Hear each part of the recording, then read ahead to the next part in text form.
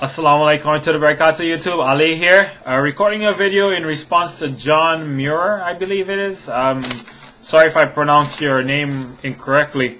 I have notes from a couple of the videos that you had sent me, but the last one that you sent me is the one that I'm going to focus on giving a response to right now, because I listened to this video and I got very upset. Not upset because you said anything that offended my religion, but because of the fact that it shows your hypocrisy. And let me get into that. Okay. The first thing you said was that there was no prophecies to establish Muhammad Sallallahu Alaihi Wasallam. And then you talked about the verses of the Comforter, this, that, the other. I'm not even going to get into that for now. I'll get into that in another video with you, or maybe at the end of this video I'll get into it. But one of the things that you mentioned 3 times in this video was the fact of the wives of the Prophet Muhammad Sallallahu Alaihi Wasallam. To you, because he had more than one wife, he couldn't be a prophet. To me, that is total hypocrisy. Totally. I mean, here's what I want you to do. I want you to accept that any man that has more than one wife is not a prophet of God. Because that's what you're saying. Jesus never had a wife to begin with. Okay? But that's not the point. The point is that I'm sure you agree that a wife is, you can have.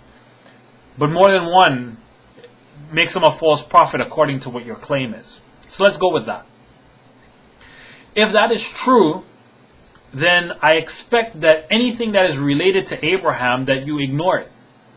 Because Prophet Abraham alayhi salam, he also had 3 wives. He had Sarah as a wife, he has Hajra as a wife, and he has Keturah as another wife. So he had 3 wives. So if you are honest, and your claim is true, that any man that has more than one woman as a wife is a false prophet, I expect that you would burn everything that was related to Abraham, because he also had more than one wife. How about Moses? Moses had 2 wives. Some people have told me they have actually seen 3 wives. I don't have the reference for the 3rd wife. I have reference for 2 wives. So I'm going to say 2. He had 2 wives. Okay? Are you going to burn the book, the parts of the Bible that's related to Moses as well? How about Solomon? In your Bible, it said that he had 700 wives and 300 concubines. And each concubine is a wife, so therefore he had 1,000 wives. Yet Jesus preached in Solomon's porch.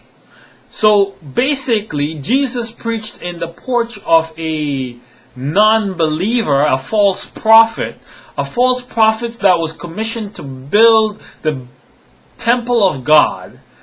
A false prophet built it, and then God decided to go preach into it. This is what you're telling us. Do you see the hypocrisy that you have?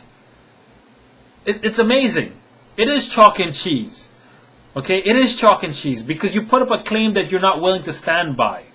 That's the problem. Okay? Then you claim that the Quran is a plagiarism of the Bible. Please, open up the Quran and tell me, where did it copy from the Bible? Say, here in verse 1, chapter 1, verse 1 of the Quran, it copies from the Bible, Deuteronomy verse 6, chapter 5, or verse 5, chapter 6, sorry. Show me that. Show me where in the Quran is it a full copy from the Bible. Where is it plagiarizes anything. There's no plagiarism. The Quran is a book of Arabic. The Bible wasn't even translated into Arabic at the time of the Prophet ﷺ. Okay? Then you talk about the idols of the Kaaba. Yes, there were idols in the Kaaba. Right? Just like there were Jews exchanging money in God's temple.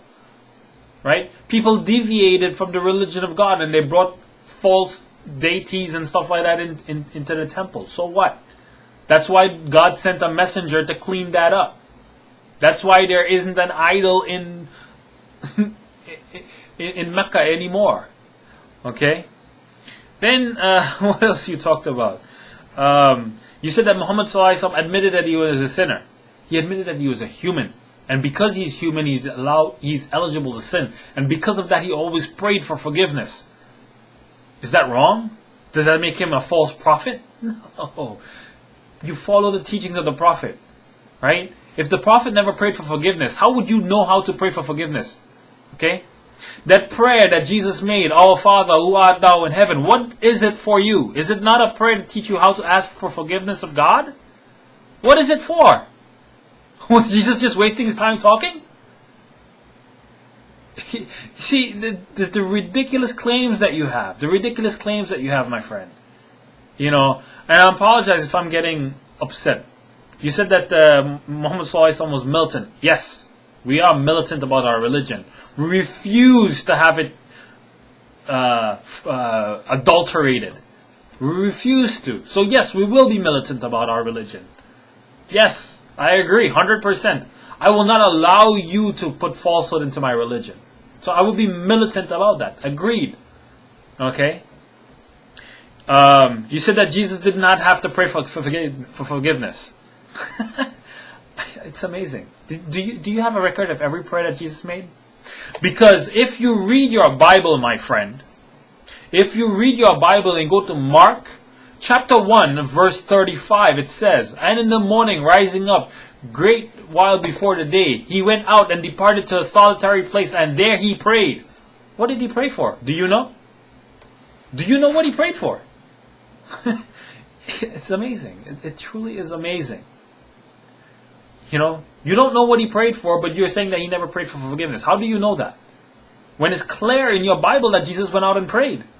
Who did he pray to, by the way? Did he pray to himself? Do you see how ridiculous the claim is? Okay?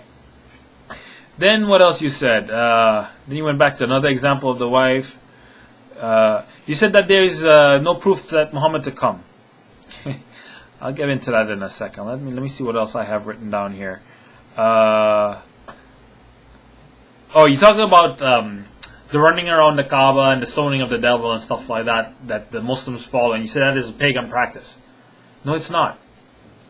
Okay, what it is it is a way for the Muslims to remember the sacrifice of Abraham and Hajra. Okay, that is what it is for. Okay, to remind the Muslims of the covenant that God gave mankind, that He would allow them forgiveness. Okay, the stoning of the devil, that is when the devil tried to tempt Abraham.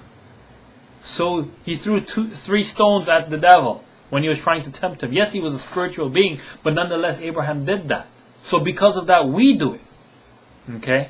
The running around, the running 7 times from Safra to Marwa. That was because Hajra was running 7 times to find water for her babe. So because of that, we still do that today. To remember the struggle that she had to go through. Okay? So you know, it amazes me. You claim that you studied some of Islam, but you didn't study anything. You just looked for things that to you did not seem right, and you made it into a problem. But it's not. Right? Then you talk about the translations of the Bible. Friend, I have a Bible right here. Look, it's right here. You know, the Holy Bible, Revised Standard Version. When I open it up, I find verses that are not in this Bible. Okay, verses, entire verses, and not in this Bible that I would find in today's Bible. Right? This is the Bible here. Revised Standard Version, Nelson Edition. Yeah, you probably want to know the date.